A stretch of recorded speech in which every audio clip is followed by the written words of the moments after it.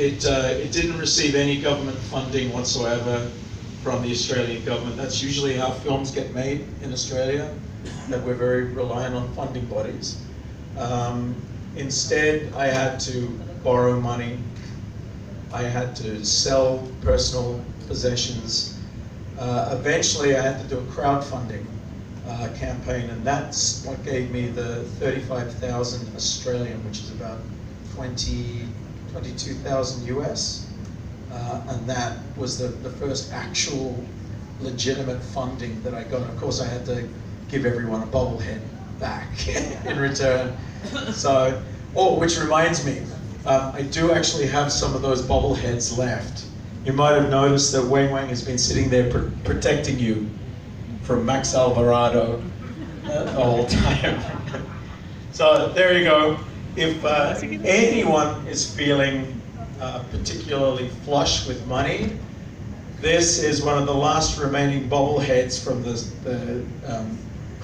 Kickstarter campaign.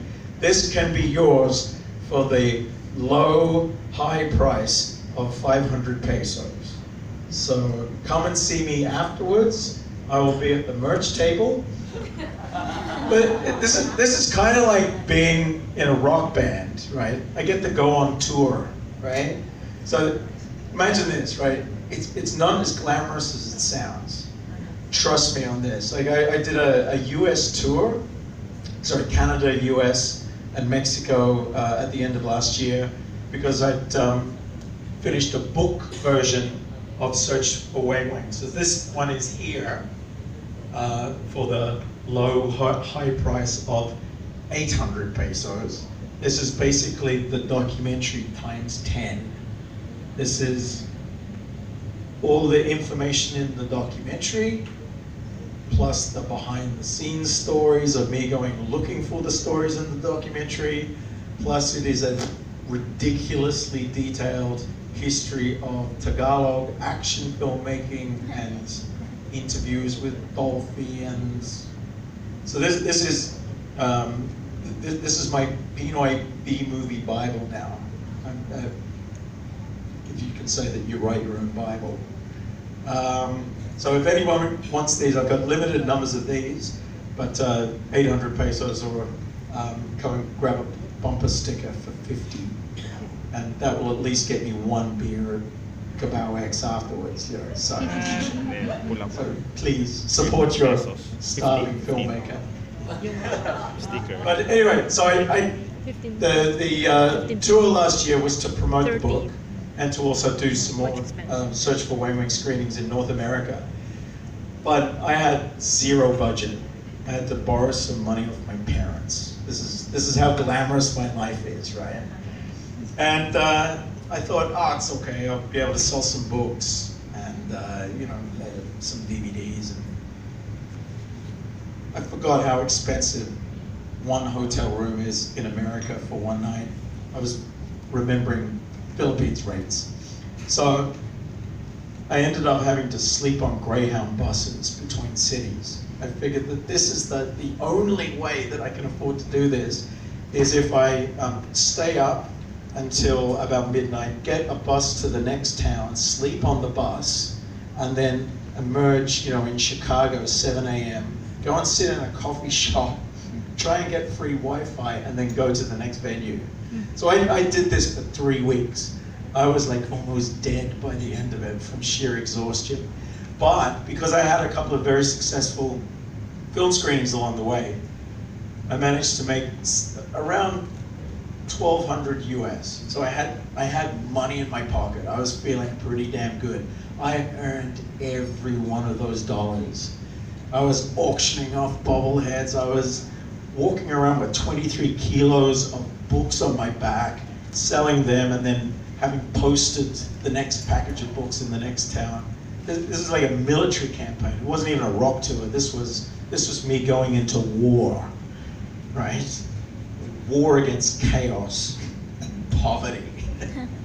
So, you know, I have my Hollywood screening, Phoenix screening, and then I go to Mexico City.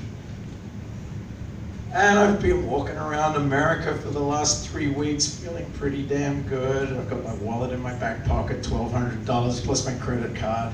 Dum, da, dum, dum, dum. Hey, let's take the subway into Mexico City from the airport. Whoa, what a romantic idea. And then the doors open on the train.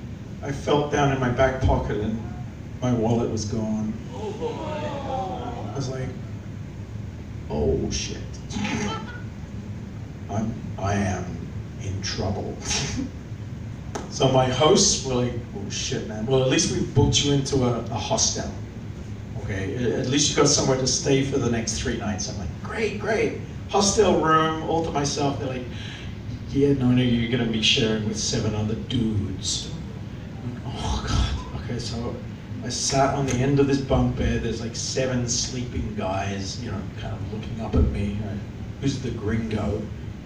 And I'm just sitting there in a cold sweat going, shit, what have I got? What have I got? 17 pesos in coins. I said, at least I'll go get a cup of coffee and I'll plan what to do next. Went down to the cafe, I said, cup of coffee, thanks. They said, that'll be 25 pesos. I went, oh man, I don't even have the price of a cup of coffee. So I went into the bathroom, I drank water out of the faucet,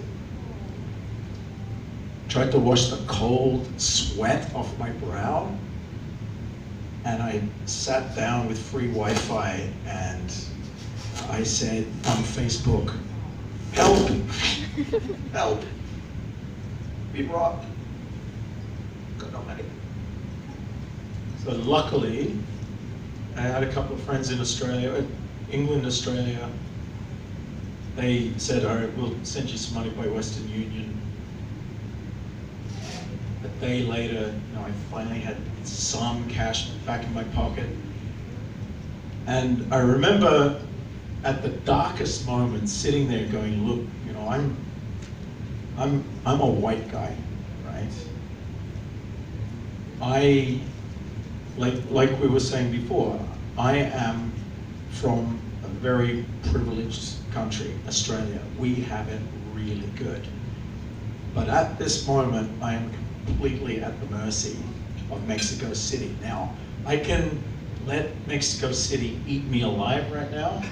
My tendency would be to feel very low and go into a depressive spiral.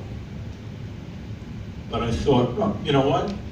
I'm not gonna let this destroy my 3 days in Mexico City. This is what I've always dreamed of doing. So I thought, okay, change of attitude. I've got amazing friends who have just sent me enough money to be able to get myself to Cambodia. Okay? What do you need? What do you need? You got new friends. You got a bunch of people coming to your book launch tonight. You might sell a couple of books, and you're fine, man. You're fine. Because money comes and goes. Adventures are forever. And that's how I see the whole documentary film process as well. You're on an adventure. Like Keith was saying before, every film is kind of like a quest. And you're navigating through some very strange new territory, but you are finding what you need to find to be able to put your film together. And then that film, if it's a good enough film, it will tell a story that will touch people's hearts. And they will give you the opportunity to be able to go make your next film, to find your next story, to have your next quest. Now that is kind of magical in a way. I'm not a very religious person, but I do believe that there is magic in the universe. And filmmaking is part of that. You're capturing magic. So I think it's part of your responsibility as a filmmaker to acknowledge that you are incredibly lucky at being granted access to people's lives, to people's stories. That's what I was talking about before. Being responsible for being the custodian of people's memories, of people's stories, and to treat them with dignity, respect, sensitivity, and honor. Honor that bond that you have just created with them, where they say, I trust you enough with my stories, my photos, with these little mementos of my life. Even opinions, yeah? Here are my impressions, here are my... And so that, I think, is very, very important, and it needs to be said. That we are in the business of creating magic, of dealing in dreams and fantasies, or even dreaming up a fantasy and then bringing that into the material world. It's a kind of alchemy. It's an alchemic process of taking stuff from here or up here and bringing it into the material world and changing that world as a result of your action. So that is a mystical process, right? And you have to be responsible for what you bring into the world. You have to make sure that what you're bringing in, what you're manifesting, is true and good and beautiful. Oh my God, I'm channeling Imelda. Oh my God! Get out of my head! Get out! Anyways, okay, so we got a whole new session now. It's not just about Weng Weng anymore. It's not just about Bomba. We are talking now about distribution, exhibition, broadcasting your films. And I mean, we're talking about documentaries, but we may as well be talking about narrative films.